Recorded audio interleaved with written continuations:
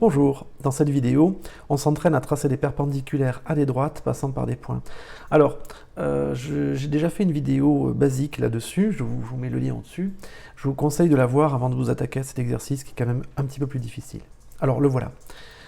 Donc, tracer un triangle ABC, tel que AB est égal à 10 cm, BC est égal à 8 cm, CA est égal à 9 cm. Ça, c'est simple.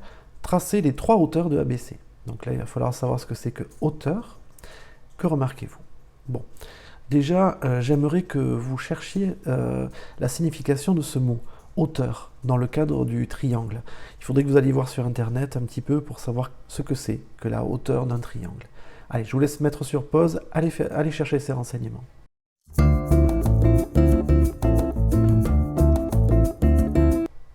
C'est bon? Alors, déjà, premièrement, j'ai une définition de la hauteur. Une hauteur dans un triangle, c'est une droite qui est perpendiculaire à un des côtés du triangle et qui passe par le sommet du côté opposé à ce côté. Alors, ça paraît un peu long comme phrase, rien ne vaut un bon petit dessin.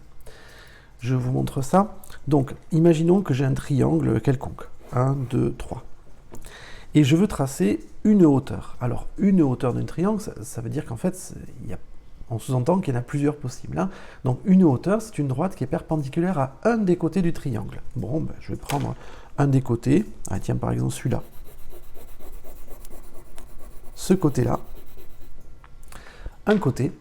Donc il faut que ce soit perpendiculaire à ce côté et il faut que ça passe par le sommet opposé à ce côté.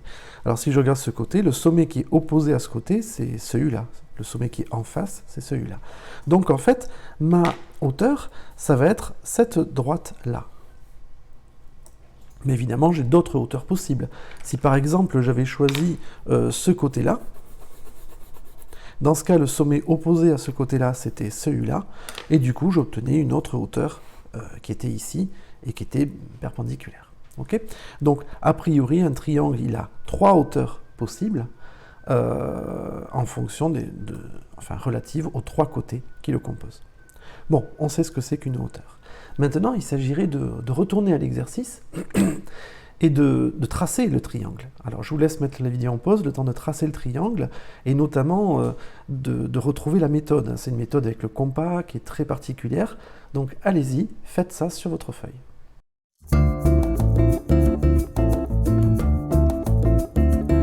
C'est bon? Allez, on y va. Donc, je veux tracer ABC. Donc, j'ai ma feuille qui est ici. Je vais commencer par tracer le côté le plus long pour être sûr que ça rentre dans ma feuille. Enfin, avoir de bonnes chances que ça rentre dans ma feuille. Donc, je vais prendre une règle. C'est peut-être mieux qu'une équerre. Une règle. Bon, c'est pareil en fait. Hein.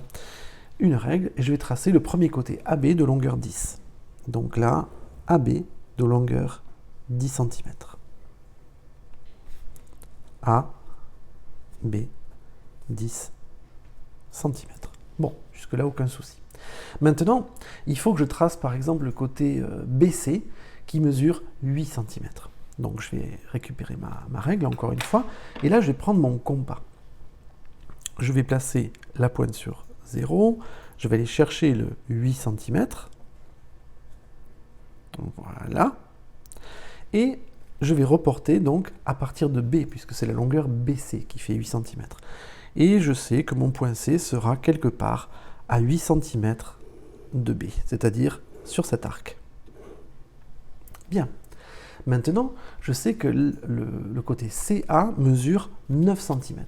Donc, je vais recommencer avec mon compas.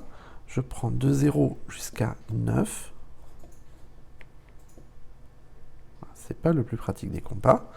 Voilà. Et je plante cette fois sur A. Et je vais faire encore une fois mon arc de cercle. Ok.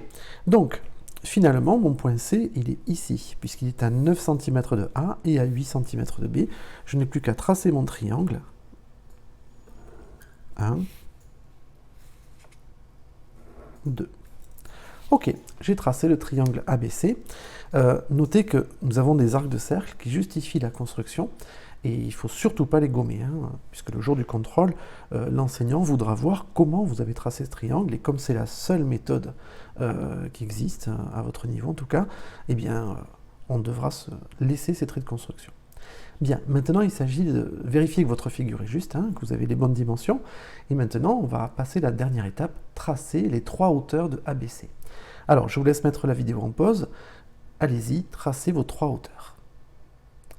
C'est bon? Allez, on y va. Donc pour ça, nous avons besoin de l'équerre. Je vais placer mon équerre de la manière la plus précise possible. Donc je me colle, alors je ne l'ai pas dit, hein, je commence par le côté AB. Je vais devoir faire les 3 côtés de toute façon, donc l'ordre n'a aucune importance. Je colle mon équerre contre le côté AB et je vais tracer ma première hauteur. Voilà. Je prolonge. Voilà. Étant donné que c'est une hauteur, je dois mettre le codage d'angle droit. Ensuite, là c'est pas très joli, il faudrait que je prolonge un petit peu, il faut que ça dépasse. Ensuite, je vais commencer par, je vais continuer avec un autre côté. Alors, pour ça, pour ceux qui n'ont pas trop l'habitude de tracer des hauteurs, on peut par exemple tourner la feuille, de façon à avoir à nouveau le côté en bas. Et à partir de là, je replace mon équerre de manière à ce que je me retrouve perpendiculaire au côté, passant par le sommet opposé. Voilà. Donc j'applique exactement ce qu'on avait dit dans l'introduction. Hein. Voilà, je mets mon petit angle droit.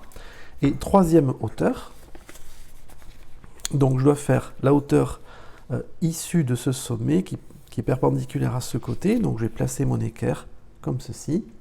Alors, oh tiens, il y a quelque chose à remarquer là. Je commence à comprendre pourquoi il y avait écrit « Que remarquez-vous » Donc voilà.